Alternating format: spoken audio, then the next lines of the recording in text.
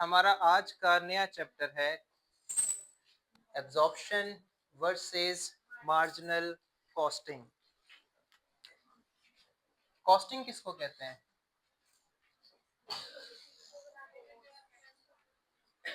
हम जो प्रोडक्शन कर रहे हैं अपने डिपार्टमेंट में, हम जो प्रोडक्ट को बना रहे हैं, उसको बनाने पे कितनी कॉस्ट आ रही है, उस कॉस्ट को कैलकुलेट करने का जो प्रोसेस है उसको कॉस्टिंग कहते हैं।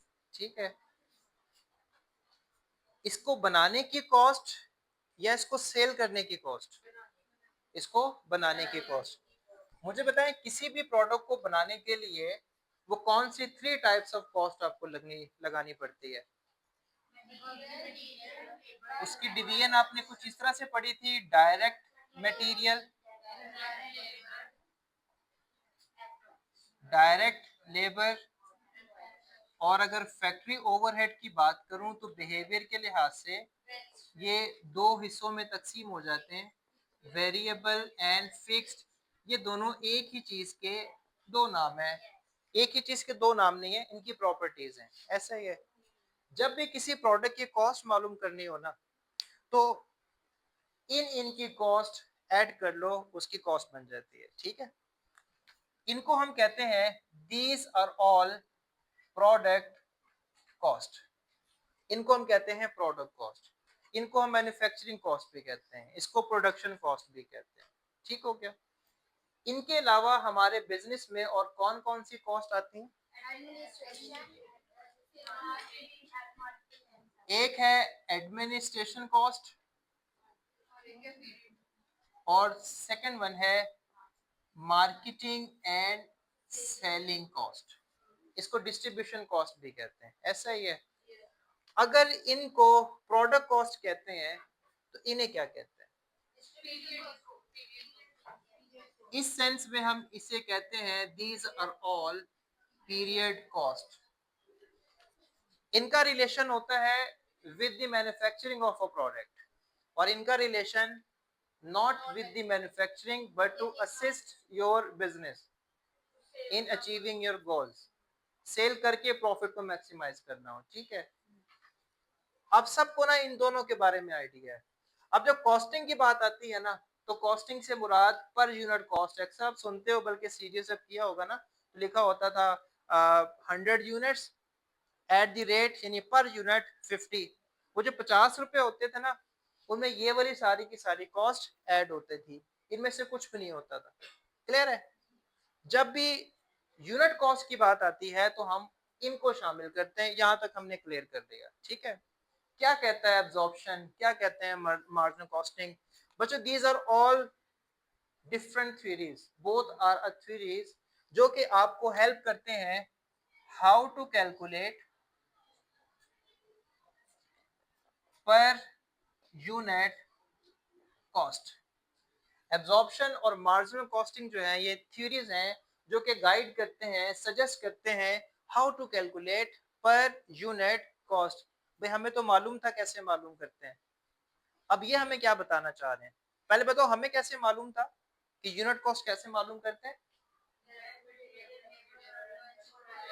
यस, हमें तो मालूम है। ये हमें क्या बताना चाह रहे हैं? इसका मतलब कुछ ना कुछ ऐसा है जो कि इसमें कोई नई चीज होगी। ठीक है, पहले बताओ, प्रोडक्ट कॉस्ट कहते हैं किसको? जो बनाने पे आ रहा है, इन्हीं का हिस्सा पर यूनिट कॉस्ट का हिस्सा बनता है, पर यूनिट। ठीक हो गया? अब आते हैं एब्जॉर्प्शन और मार्जिन आपको कहां पे डिफर कर रहे होते हैं, कहां पे चेंज कर रहे होते हैं।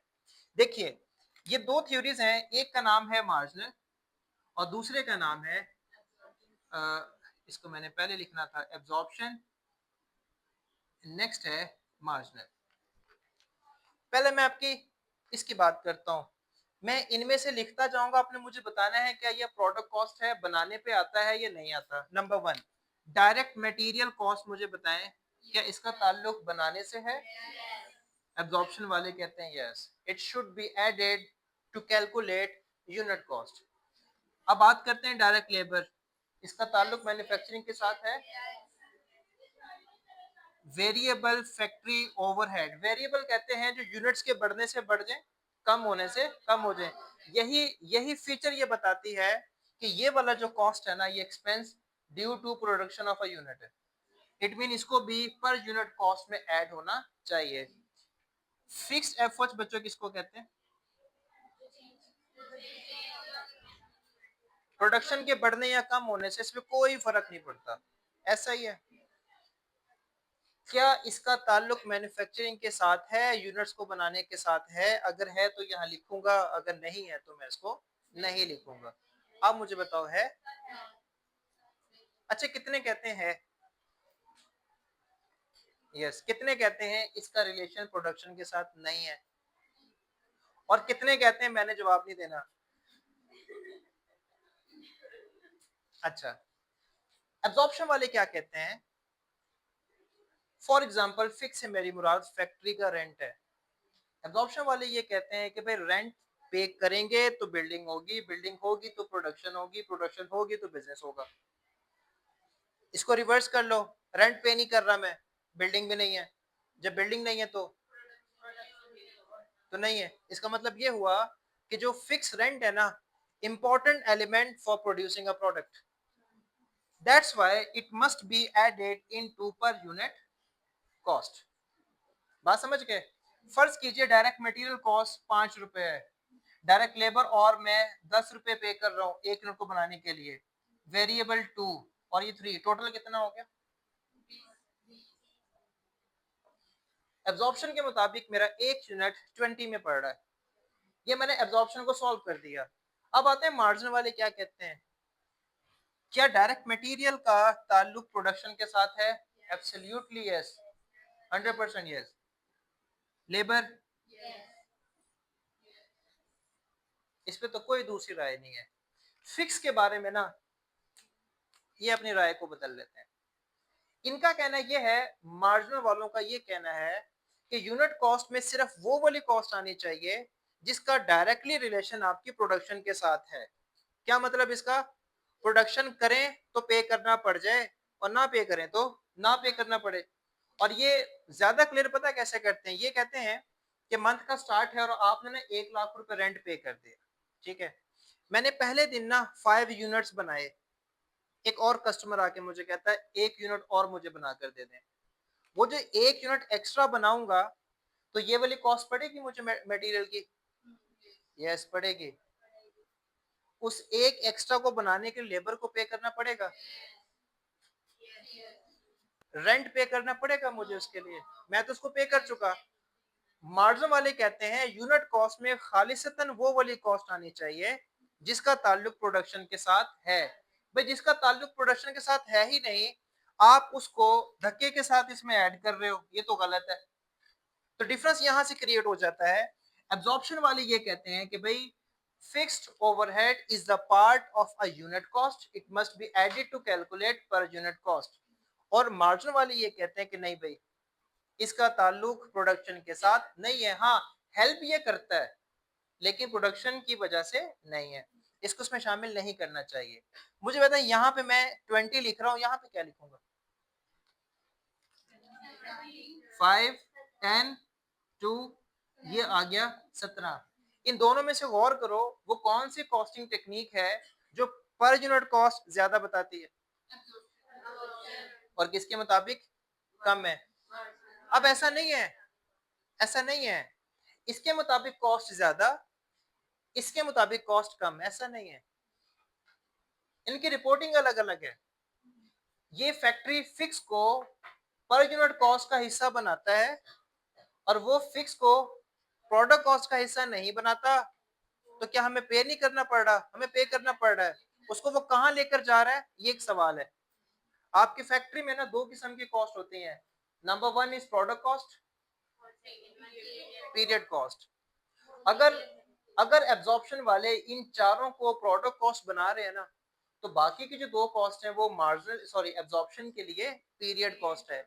और अगर मैं खालिसतन इसकी बात करूं तो ये मटेरियल, लेबर और वेरिएबल ओवरहेड को प्रोडक्ट कॉस्ट तो बना रहे हैं, फिक्स को प्रोडक्ट कॉस्ट नहीं बना रहे। तो फिर कहाँ जा रहा है?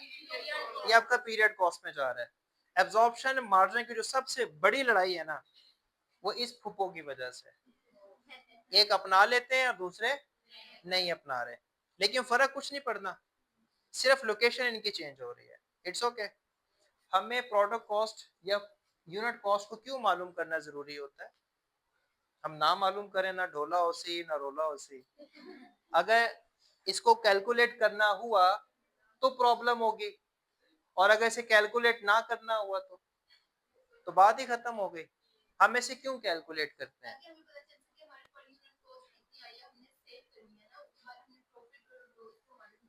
इसकी वजह से हमें हमें कॉस्टिंग करनी होती है। याद रखें, जो आपके पास पर यूनिट कॉस्ट है यानी कि प्रोडक्ट कॉस्ट है बच्चों, उसके क्वेश्चन में ना 4 रोल्स होते हैं, 4 इसके रोल्स हैं, रिस्पॉन्सिबिलिटी है। नंबर 1, जानते हैं किसको कहते हैं? Opening units. Very good. Closing units की बात कर रहा हूं। उसके बाद आ जाए यूनिट्स प्रोड्यूस्ड और यूनिट्स सोल्ड। इन चारों में कॉमन क्या है? चारों में यूनिट्स हैं। क्या अकाउंटिंग में हम लोग यूनिट्स को रिपोर्ट करते हैं या इनकी करेंसी को रिपोर्ट करते हैं? अगर वो आपसे ये कहे कि मेरा ओपनिंग यूनिट्स 100 है, क्लोजिंग 500 है, यूनिट्स प्रोड्यूस्ड मेरे 2500 हैं, यूनिट सोल्ड मेरे पास 1500 है, ऐसे ही लिख दूंगा? नहीं, ऐसा नहीं लिखूंगा। कम से कम मेरे पेपर में अगर आपने ऐसा लिखा ना तो मैं भी फिर लिखूंगा। नहीं मतलब मैं बता रहा हूँ कि आपने ऐसा नहीं करना, आपने अच्छे नंबर लेने हैं। आप इसको जीरो समझ रहे थे, नहीं ऐसा नहीं है। चलें, अब इनको मैंने ना यूनिट्स को कन्वर्ट करना है कॉस्ट में, तो मल्टीप्लाई करना पड़ेगा पर यूनिट कॉस्ट से। तो बच्चों पर यूनिट कॉस्ट यानी कि प्रोडक्ट कॉस्ट यानी कि ये वाली कॉस्ट, इनका जो सबसे बड़ा रोल है क्वेश्चन में, opening, closing, units and cost of goods sold को रुपीस में कन्वर्ट करने के लिए हम इसको इस्तेमाल करते हैं। बात समझ गए आप? अब तक आपको पता क्या चला है? प्रोडक्ट कॉस्ट किसको कहते हैं, पीरियड कॉस्ट किसको कहते हैं, एब्जॉर्प्शन मार्जिन क्या है, थ्योरीज हैं, क्या बताते हैं, how to calculate per unit cost. Absorption वाले कहते हैं direct material, direct labour, variable, fix overhead, ये सारे मिलके बनाते हैं पर यूनिट यानी कि प्रोडक्ट कॉस्ट। ठीक है। मार्जिन वाले कहते हैं नहीं, फिक्स का ताल्लुक ना यूनिट्स को प्रोड्यूस करने के साथ नहीं है, उसके बनाने पे नहीं आता, लिहाजा हम इसको शामिल नहीं करेंगे। हम इन दोनों में से किसी एक का इंतखाब नहीं करेंगे, हम दोनों की बात मानेंगे, दोनों के मुताबिक हम काम करेंगे। फिर अगली बात आपको मैंने बताई कि हमने क्यों मालूम करते हैं, छोड़ दें, हम इसलिए मालूम करेंगे इनको ताकि ओपनिंग, क्लोजिंग, यूनिट्स प्रोड्यूस और यूनिट्स सोल्ड, इनकी वैल्यूज हम कैलकुलेट कर सकते हो। ठीक हो गया? अब मैं आपसे बात करने लगा हूं इस वक्त एब्जॉर्प्शन की। ठीक है, मैं कुछ डाटा लिखता हूं और ये आपको नोट से नहीं मिलेंगे, ये मैंने खुद एज्यूम कर रहा हूं, हो सकता है मैं कल भूल जाऊं इसको, कल मैं कुछ और लिखूं, ये सारा हाइपोथेटिकल वैल्यू। ठीक है, लेट्स सपोज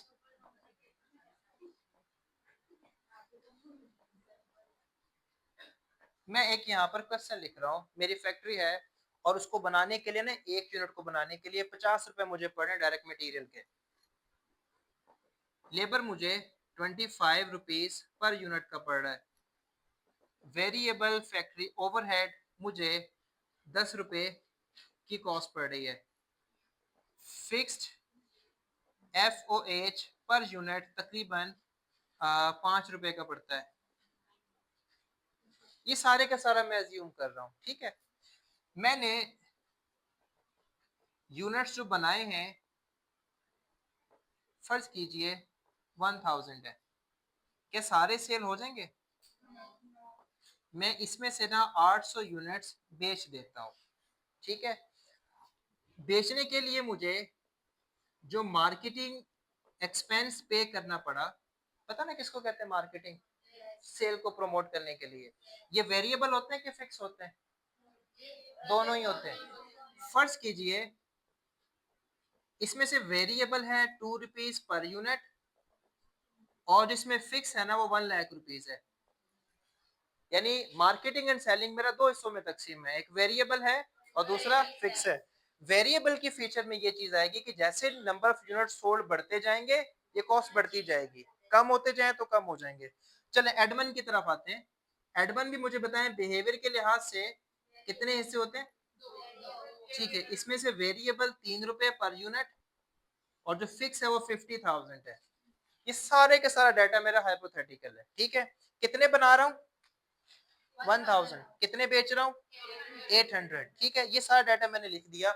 हमें ये कहा जाएगा इस चैप्टर में कि आप इनकम स्टेटमेंट बनाएं और बताएं हमें कितना प्रॉफिट हुआ और हमें कितना लॉस हुआ। ठीक है, रेवेन्यू में से जब माइनस करते हो कॉस्ट तो क्या आंसर आता है, उसे क्या नाम देते हो आप, उसको प्रॉफिट का नाम देते हो। ऐसे ही है ना,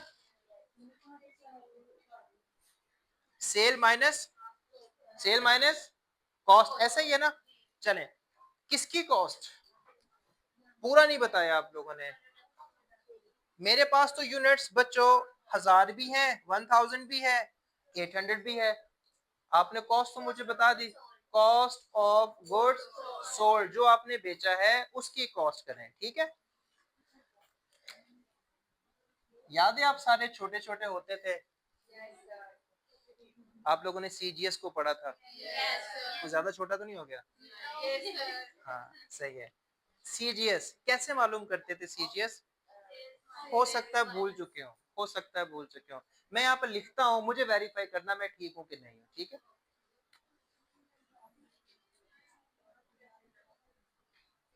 ओपनिंग यूनिट्स, यूनिट्स प्रोड्यूस्ड। ठीक है, अगर तो आपकी फैक्ट्री है, आप चीजों को बनाकर बेचा करती हैं तो आप बनाएंगे, और अगर आप ट्रेडिंग में डील कर रही हैं तो आप बनी बनाई खरीदते होंगे। ठीक हो गया, ओपनिंग यूनिट से मुराद बचे थे और ये हम बनाए। अब अगर मैं इसको यूं कर दूं, ओपनिंग स्टॉक, तो क्या डिफरेंस है दोनों में, जो पहले लिखा था और अब में। पहले जस्ट यूनिट्स थे और अब मैंने स्टॉक लिखा, उन यूनिट्स की क्या कॉस्ट बनती है। ठीक है, अब यहाँ पे लिख रहा हूँ यूनिट्स प्रोड्यूस्ड, अगर मैं इसको चेंज कर दूं प्रोडक्शन कॉस्ट। ठीक है, ऑफ यूनिट प्रोड्यूस्ड, पहले का पड़ा हुआ और जो इजाफा मैंने प्रोड्यूस किया वो दोनों आपस में ऐड हो जाते हैं। क्या नाम दोगे,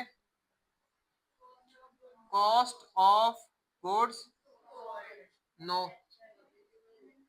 अवेलेबल फॉर सेल। देखिए मेरे पास ना 5 चेयर्स पहले की पड़ी थी, ओपनिंग यूनिट्स 95 मैंने और बना लिए, टोटल कितने हो गए 100। अब ये अवेलेबल फॉर सेल है, मैं इसको सेल करना चाहूंगा, सारे सेल हो जाएंगे, कुछ हो जाएंगे कुछ बच जाएंगे। अब अगर मैं इसमें से माइनस कर लूं क्लोजिंग स्टॉक, तो बाकी का वो वाला स्टॉक होगा जो कि सेल हो चुका, और उसकी जो वैल्यू कहलाएगी कॉस्ट ऑफ गुड्स सोल्ड हो जाए। ये आप लोगों ने शॉर्टकट मेथड पढ़ा था अपने कॉस्ट अकाउंटिंग में। ठीक है जी, पूछें।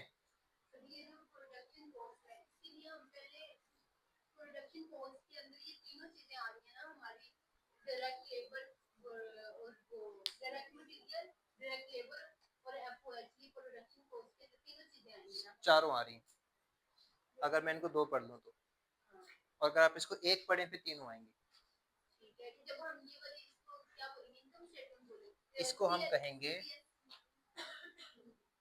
Cost of goods manufactured and sold statement, हम इसको ये नाम दें। यस, हमने क्या बनाना है इस चैप्टर में, इनकम स्टेटमेंट। मेरे पास सेल है पर कॉस्ट ऑफ गुड सोल्ड नहीं था, उसके लिए मैं कैलकुलेट करूंगा। बट जो सबसे पहला काम जो करना पड़ता है ना, आपको आपको मालूम करना पड़ता है पर यूनिट कॉस्ट, जिसको हम कहते हैं प्रोडक्ट कॉस्ट। तो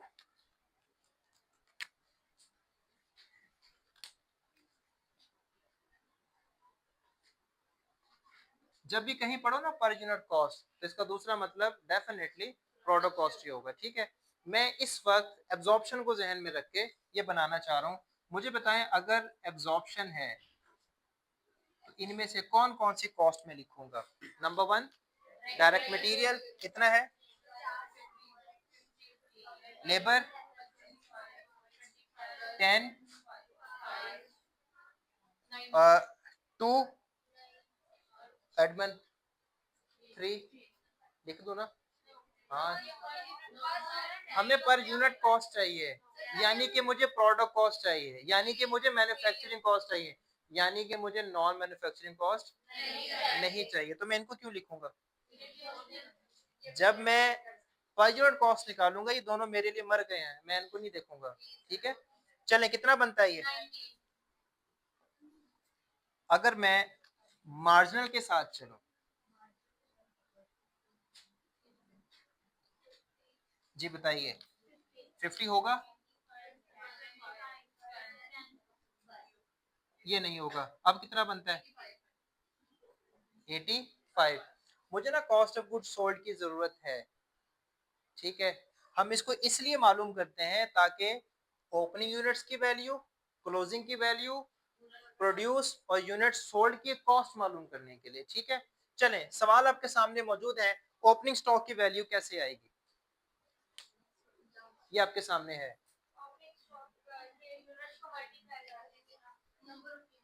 वो निकलेगा ही नहीं, वो है ही नहीं, है ही नहीं। अगर होता मैं लिखता ओपनिंग यूनिट्स, आप इसको जीरो कर दें, ये आपका नील हो गया। अच्छा, प्रोडक्शन कॉस्ट कितने यूनिट्स हैं इसमें जो कि हमने बनाए हैं? 1000। लेकिन मुझे यूनिट्स नहीं चाहिए, प्राइस चाहिए। कितनी है? 90 है। चलो, कितना बना?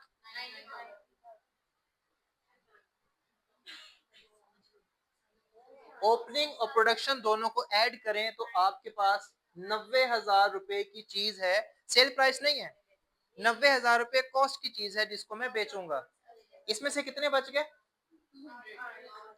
यहाँ पे कहीं पे भी नहीं लिखा हुआ, नहीं लिखा तो हम कॉमन सेंस यूज करेंगे, है ना।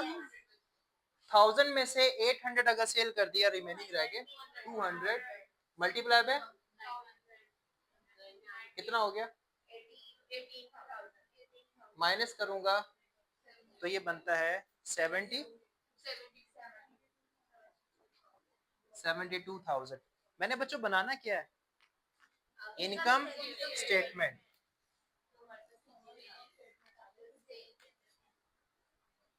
आप लिखते हैं name of business,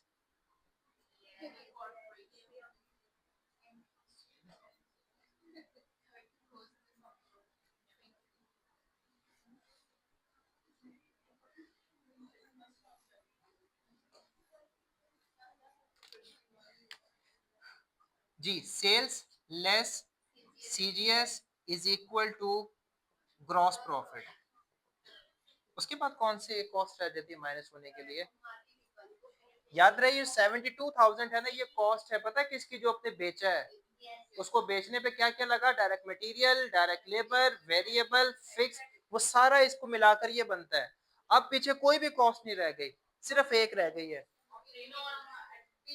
period cost. ठीक है, लेस मैं लिखता हूं मार्केटिंग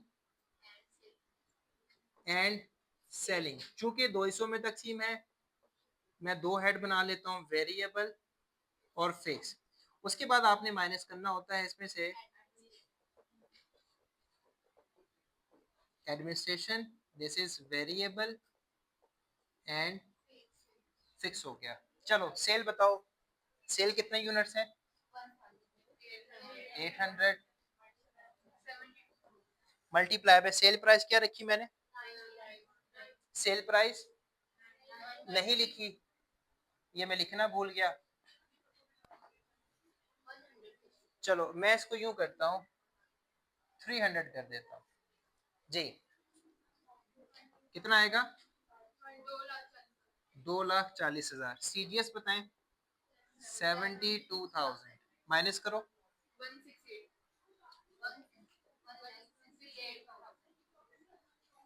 वेरिएबल और फिक्स। वेरिएबल कितना है मार्केटिंग एंड सेलिंग का? 2 रुपए पर यूनिट। टोटल कितने? 800। ये बन गया 1600। फिक्स कितना था? 1 लाख।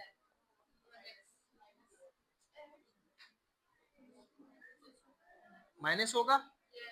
चलो साथ ही में ये भी लिख लो। सवाल है कुछ बेटे आपका?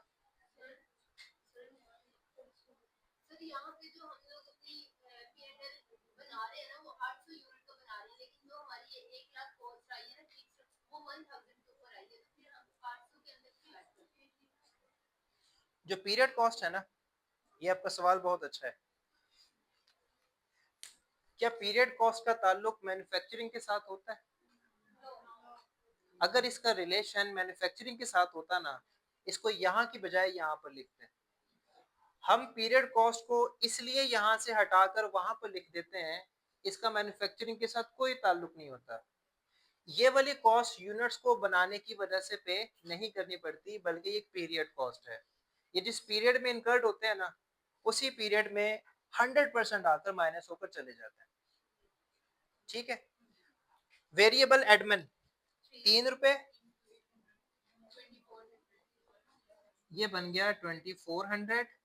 और फिक्स्ड है वो आपका 50,000 है, 52,400। जी माइनस करके बताएं क्या आता है? 14,000 हमारा प्रॉफिट है। ये कहलाएगा एब्जॉर्प्शन कॉस्टिंग के तहत इसका नेट प्रॉफिट।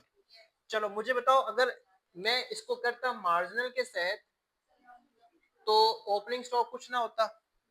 ऐसा ही है एब्जॉर्प्शन और मार्जिनल। ये बताओ इसमें क्या फर्क पड़ना था? जब भी units produced, opening stock, closing units, cost of goods sold को कन्वर्ट करना हो तो हमें पर यूनिट कॉस्ट चाहिए होता है। अब कौन से वाला पर यूनिट कॉस्ट? जिस मेथड को फॉलो कर रहे हो।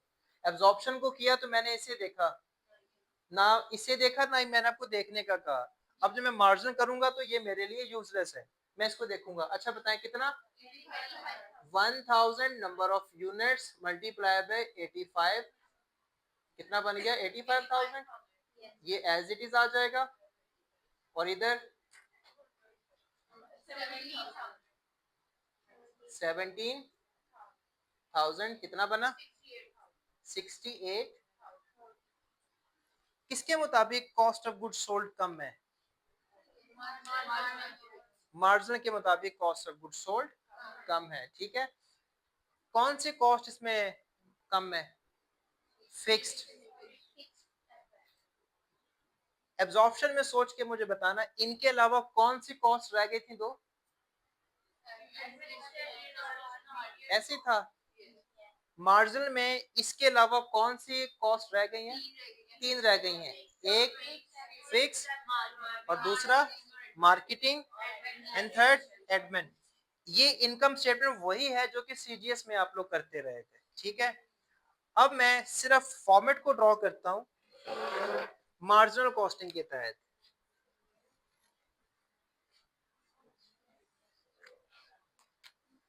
मार्जिनल कॉस्टिंग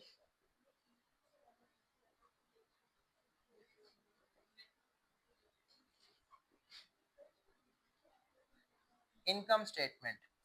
इस मेथड को ना, इसको वेरिएबल कॉस्टिंग भी कहते हैं। क्यों कहते होंगे वेरिएबल कॉस्टिंग? क्यों कहते होंगे? क्योंकि पर यूनिट कॉस्ट में ये सिर्फ और सिर्फ वेरिएबल एलिमेंट को लेता है। ये भी वेरिएबल है, ये भी वेरिएबल है, ये भी वेरिएबल है, इस वजह से हम इसको वेरिएबल करते हैं। बताएं सबसे पहला एलिमेंट क्या होगा इसमें इनकम स्टेटमेंट में? सेल। उसके बाद सीजीएस। ये वेरिएबल में कह सकता हूँ या फिक्स भी है इसके अंदर? इसमें फिक्स है। और इसमें सारे के सारे वेरिएबल हैं। कौन से वाले? वेरिएबल मैन्युफैक्चरिंग, ऐसे ही है ना? सारे वेरिएबल है लेकिन नॉन मैन्युफैक्चरिंग है। हमारे बिजनेस में ना मैन्युफैक्चरिंग कॉस्ट दो तरह के होते हैं, एक वेरिएबल मैन्युफैक्चरिंग होता है और एक फिक्स मैन्युफैक्चरिंग होता है। इसी तरह से जो आपका मार्केटिंग एंड एडमिन है ना, इसमें भी वेरिएबल होते हैं, इसमें भी फिक्स होते हैं, ठीक है। आंसर क्या आएगा इसमें? नो, नीचे वाले को क्या नाम दूंगा? ग्रॉस प्रॉफिट कहना चाहिए, लेकिन याद रहे ग्रॉस प्रॉफिट उस वक्त आता है जब फिक्स ओवरहेड भी माइनस हो जाए सेल में से। जब फिक्स ओवरहेड माइनस नहीं होता तो हम उसको ग्रॉस प्रॉफिट नहीं कह सकते, उसको पता क्या कहते हैं? अभी आप लोगों ने पिछला चैप्टर पढ़ा है, सेल माइनस वेरिएबल कंट्रीब्यूशन, याद है ना आपको सबको? ये फायदा होता है इंटरनेशनल सर्टिफाइड टैलेंटेड टीचर से पढ़ने का। एग्री करते हैं ना इससे? हाँ, तारीफ कर दें। अच्छा, चलो मैंने आपसे तारीफ भी करवा लिया, क्लैपिंग भी करवा ली। अब अगली बात भी सुन लो ना, मैं ना मजाक कर रहा था। अच्छा, अब इसलिए मैं इसको जीपी तो नहीं कह सकता, कंट्रीब्यूशन मार्जिन कह सकता हूँ।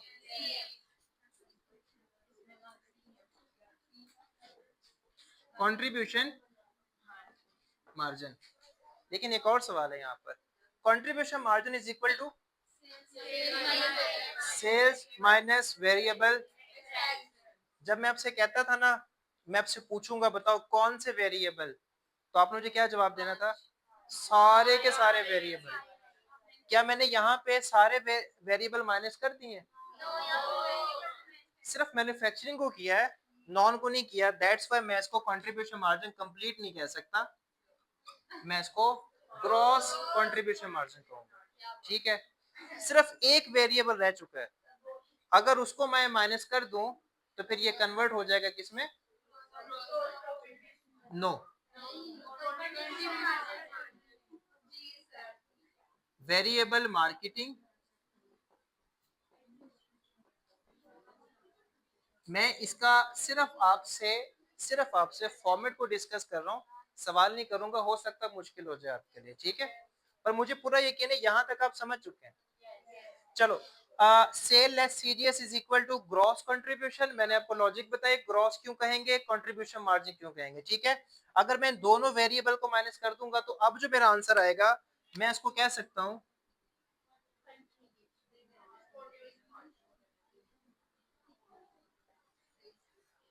अब तक कितने एक्सपेंसेस माइनस हो चुके हैं, कितने कॉस्ट माइनस हो चुके हैं? Direct material, direct labour, variable FOH, variable marketing, variable admin, यानी कि सारे वेरिएबल माइनस हो गए। रह कितने के? नाम बताओ फिक्स कौन कौन से? हाँ, fix factory overhead, very good. सबसे पहला जो आपका ओवरहेड है जो फिक्स आपने छोड़ा था, उसके बाद फिक्स मार्केटिंग। अब जो बच्चों इसका आंसर आएगा ना, उसको हम नाम देते हैं नेट इनकम या नेट प्रॉफिट। याद रखें, पीरियड कॉस्ट की निशानी ये होती है कि जितना भी होगा एक खास पीरियड का, वो सारे का सारा as a whole total end पे जाके माइनस हो जाता है। डिफरेंस समझ गए आप? मैंने आपको बताया एब्जॉर्प्शन मार्जिन कॉस्टिंग थ्योरीज हैं जो कि बताते हैं how to calculate per unit cost. Absorption के मुताबिक ये चारों के चारों आने चाहिए यूनिट कॉस्ट में, और मार्जिन के मुताबिक फिक्स्ड ओवरहेड नहीं आना चाहिए, ठीक हो गया। हम क्यों कैलकुलेट करते हैं पर यूनिट कॉस्ट को? क्योंकि हमने इनकी वैल्यूज को कैलकुलेट करना होता है, ठीक हो गया। इनका रोल मैंने आपको बता दिया। फिर एक एग्जांपल आपके सामने रखी और कोशिश ये की कि हम एब्जॉर्प्शन के तहत इसको सॉल्व करें। जब मैंने एब्जॉर्प्शन के तहत सॉल्व किया तो मुझे सबसे पहले सीजीएस की जरूरत पड़ेगी, और ये वो फॉर्मेट है जो कि आपने सीजीएस में पढ़ा हुआ था। सॉल्व किया, मेरे पास ये इसकी कॉस्ट ऑफ गुड सोल्ड आ गई। मैंने इसको सॉल्व किया और मैंने आपको पोजीशन बताई किसने कहाँ पे आना है। सेल के बाद सीजीएस है, ग्रॉस प्रॉफिट है, इसके बाद सिर्फ पीरियड कॉस्ट आएंगे दो, मार्केटिंग एंड एडमिन आएंगे, ठीक है। इसको सॉल्व किया तो मेरा 14,000 का आंसर आ जाता है, ठीक है। फिर मैंने गौर किया, आपको मैंने बहुत अच्छा पढ़ाया, बहुत अच्छा समझ चुके हैं कि ना, मौके का फायदा उठाते हुए मैं आपसे वेरिएबल कॉस्टिंग की तरफ भी चला जाऊं, सिर्फ आपको डिफरेंस बता दूं। डिफरेंस बताने के लिए मैंने यही चीजें कैलकुलेट की और cost of good sold calculate किया। और ये करवाने के बाद मैंने आपको बताया कि चूंकि सारे का सारा वेरिएबल है, तो ये वो वाला सीजीएस है जो कि वेरिएबल है। जब सेल में से वेरिएबल माइनस होगा तो आने वाला आंसर कंट्रीब्यूशन मार्जिन कहलाता है। चूंकि अभी एक हिस्सा रहता था इसलिए मैंने इसको ग्रॉस कंट्रीब्यूशन मार्जिन कह दिया। ठीक है, फिर यहां तक सारे के सारे वेरिएबल माइनस हो चुके हैं, एडजस्ट हो चुके हैं। अब हमने माइनस करना था इसमें से फिक्स्ड ओवरहेड। ठीक है, अब कल जो मैं आपके साथ शेयर करूंगा बकायदा एक सवाल करेंगे और जहां पर हम इनको भी सॉल्व करेंगे। अगर आपका कोई सवाल